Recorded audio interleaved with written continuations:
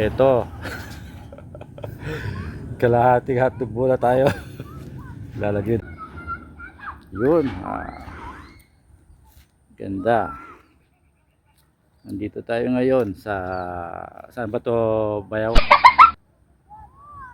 Sa Malasin na Carayan. Carayan ba to? Oo, At kami ay maglalagay ng panghuli ng isda. Susubukan namin kung makakahuli kami rito. Yan ang aming paglalagyan.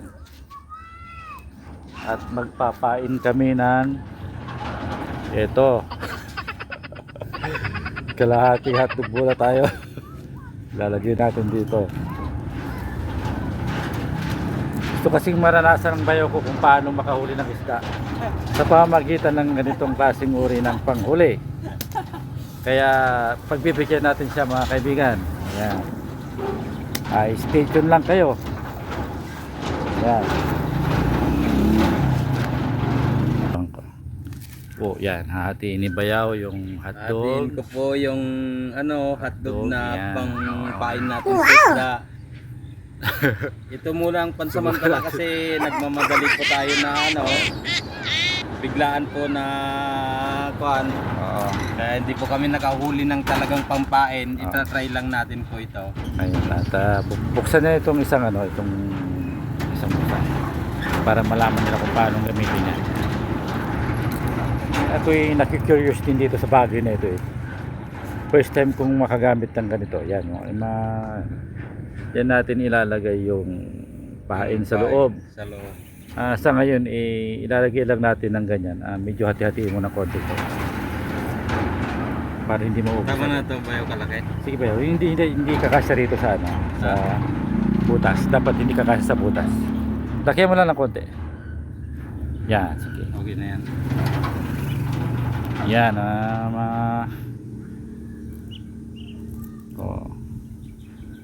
nilagyan na po natin ng Yung kuan na to ay effective.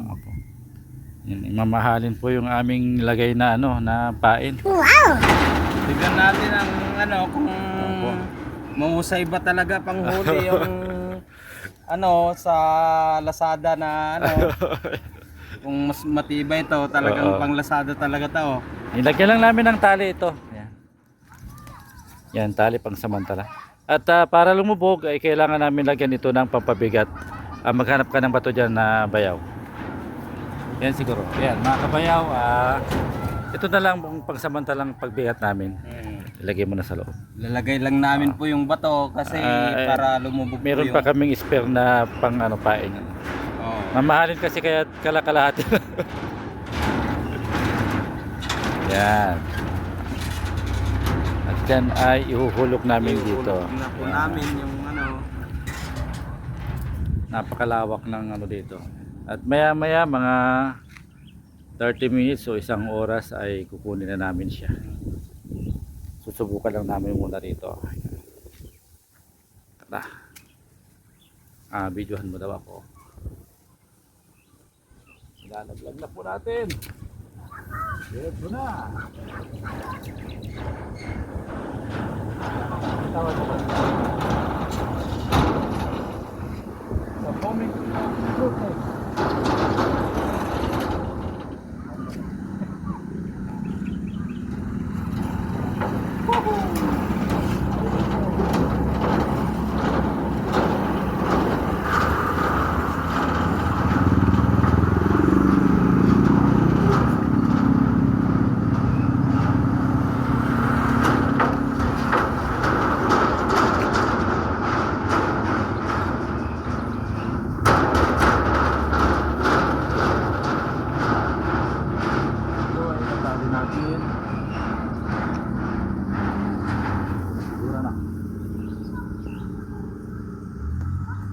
Ito ba yung yata mas matibay ito?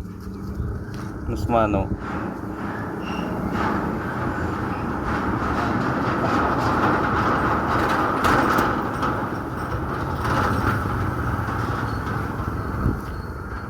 Maya po ipunin namin ito. Yan. Ito ay itabi muna natin. Yan, ilagay na natin. Mostly bagong bayaw ng mga Okay. Oo, yan. Yan po yung ating courtesy ng ng panghuli ng isda. At mamaya-maya po ay papalikan namin ito. Kaya stay tuned lang po kayo at kami ay magliliwaliw muna. Hindi ko ito na videoan yun. Yan, kami ay maglalakad-lakad enjoy muna. natin ng masyal sa kuan natin. Yan o. Palipas ng oras. Pumunta kami dyan. Ito ay daanan ng truck at yung mga naghahauling dito sila dumadaan.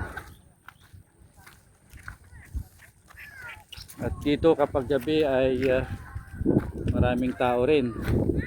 Yun.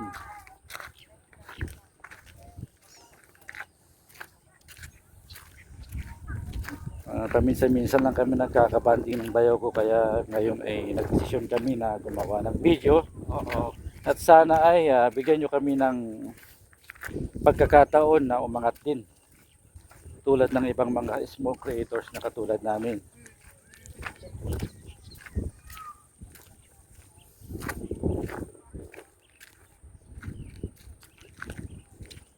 Stay tuned lang po kayo.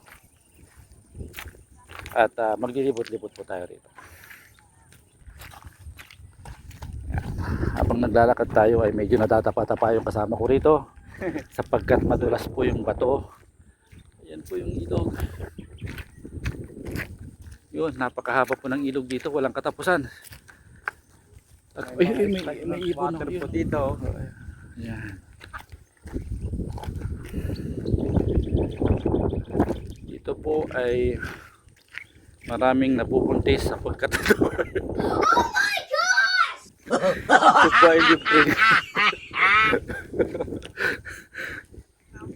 Yan. Nagtitingin kami ng mga lugar na pwede naming paglagyan pa nung ating ating trap. Yan. Naghahanap kami ng pwedeng paglagyan na trap. At ito may naispatan po akong pwedeng paglagyan ng trap. Yan. Maagos-agos pa po at siguro ay marami ding isda rito dahil sa ayun nga, may nakikita ko mga isda lumalangoy. Nakita mo? Yan. Hindi na makita sa video Susubukan din natin yan sa mga susunod na araw, mga kabayaw. At sana ay abangan nyo po yung mga pagkakataon na aming natin. Yan.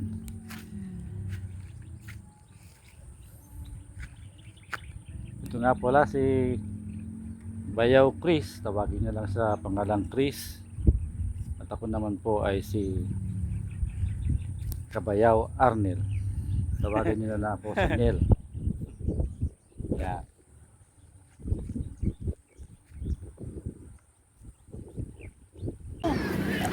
Tara na sa kabila. Oras mo.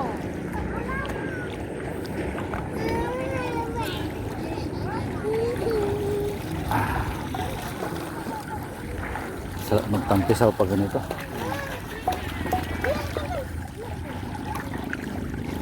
Ay, nga pala, sapatos mo. Ayun nga pala, sapatos mo ako na. Ikaw na lang maglaban yan. Asan na sila? Bayaw? May mga naglalaba pa rito. Doon mga bata sa kabila. Yun. Pupuntahan na po namin yung aming nilagay na trap. Ayan. At mauna ka bayaw para makita nila yung kagandahan ng likod mo. Yan. Yan kasi si bayaw nag-gym po dati yan, kaya ganyan kalaki ang katawan yan. Talagang mapilog. Gigin na. Ngayon iba na, nag-gym na kaya medyo Hindi na gin. lumubo. Bale gin kasi na. Bago na. Nagbago. Yan. Yun. Ito na naman kami. Pagsapit ng 2 oras at sinubukan lang naman po namin kung ano ang kalalabasan ng aming nilagay na trap. Ito po yung pinagtalian namin at iyon. Susubukan natin iangat ngayon. Kaya abangan po ninyo kung ano mangyayari. Hawakan mo muna yan.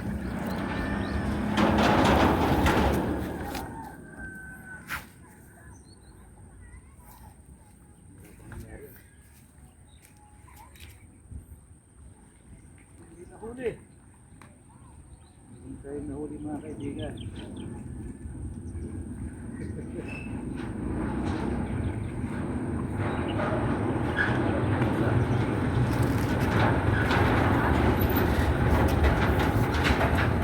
Mukhang bigo tayo.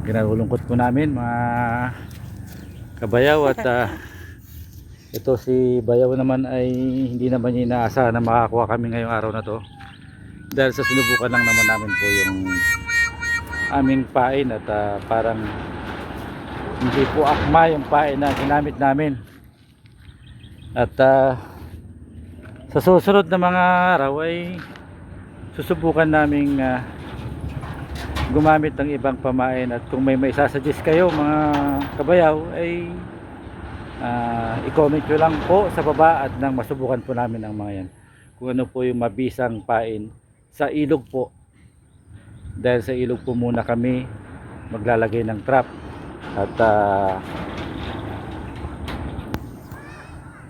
yun lamang po at salamat po sa panunood.